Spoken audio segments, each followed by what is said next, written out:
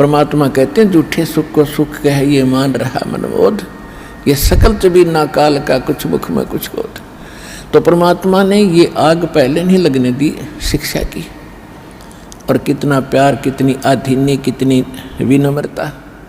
और जितने हम विनम्र होंगे, अधीन होंगे, अहंकार रहित होंगे, उतना भगवान हमारे निकट आओगा।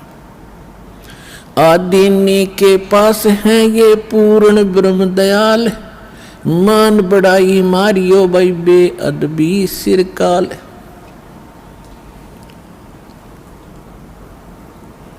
अब जितने हम विनम्र रहेंगे परमात्मा उतना ही साथ देगा।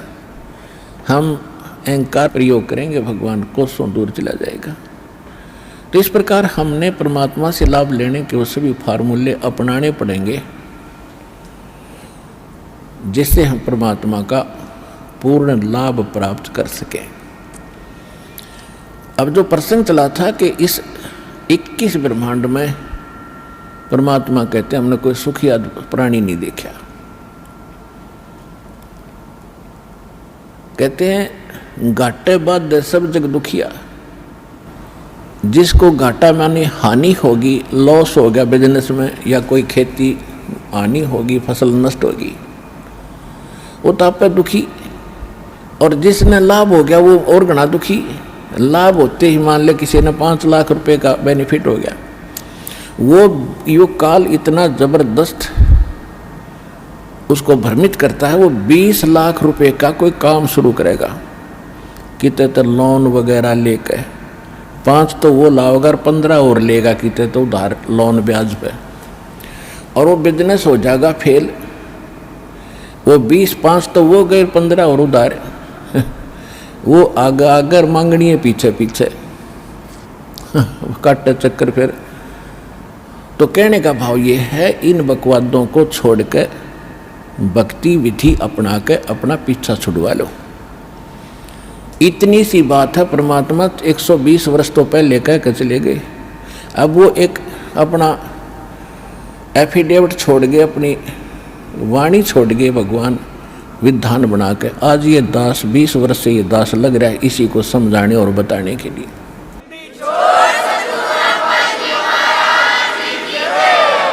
और जब तक हम इस विधि को नहीं अपनाएंगे ना तो यहाँ सुखी हो सकते, और भविष्य तो भूल जाओ, सुख स्वप्न में भी नहीं होगा।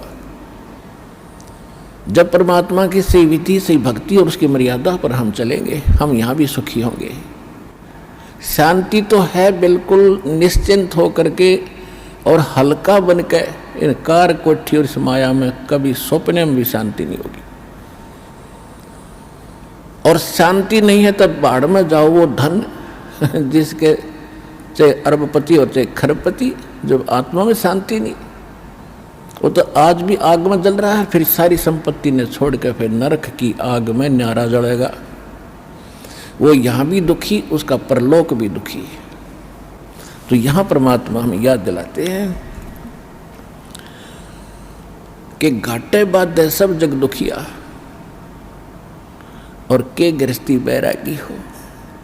जो घर छोड़ कर चले गए, बैराग ले लिया, जंगल में जा बैठे। अब वहाँ जाकर जंगल में बता कोई बात है, कैसी बुद्धि भ्रष्ट हो रही थी हमारी। अब जंगल में कोई भगवान की तरह पेड़ का बांध रखा के जाते खोल लाऊंगे ये अकल देखो। पर आत्मा है ये भगवान के लिए रुक नहीं सकती। जैसा भी इसको गाइड मिलता था ऐसे ये अपनी सौ प्रेरणा से भाग लेती है। अब घर त्याग दिया, जंगल में पहुंच गया, ठीक है, रोटी खा कर गया होगा सुबह सुबह, तो शाम तक कोई दिक्कत ना लेकिन शाम में भूख फेर लगेगी, रात काट लेगा जैसे तैसे, सुबह नहीं होगी उस पर। सुबह फिर भागेगा कहाँ? गृहस्थियों की तरफ, गांव नगर की तरफ। दिए माई वहाँ से मांग के फिर जंगल में बैठ के खाई। और फिर वर्षा होगी तब उसको महसूस होगा भी बहुत दिक्कत आई है, फिर एक झोंपड़ी डालेगा। सर्दी लग गएगी तो कोई कंबल मांग के ले आओगा किसी से, फिर के छोड़ा वह भी चिंता वहाँ नो की नो बनेगी, वो फालतू ज़्यादा बनेगी। वहाँ बड़े बनाए मकान थे, बड़ी बनाई रजाई कपड़े थे और बड़ी बनाई रोटी मिलनी थी। वहाँ ना भक्ति करेगी, वहाँ जा बकवाद करी, इस ऐसे भगवान मिलेगा।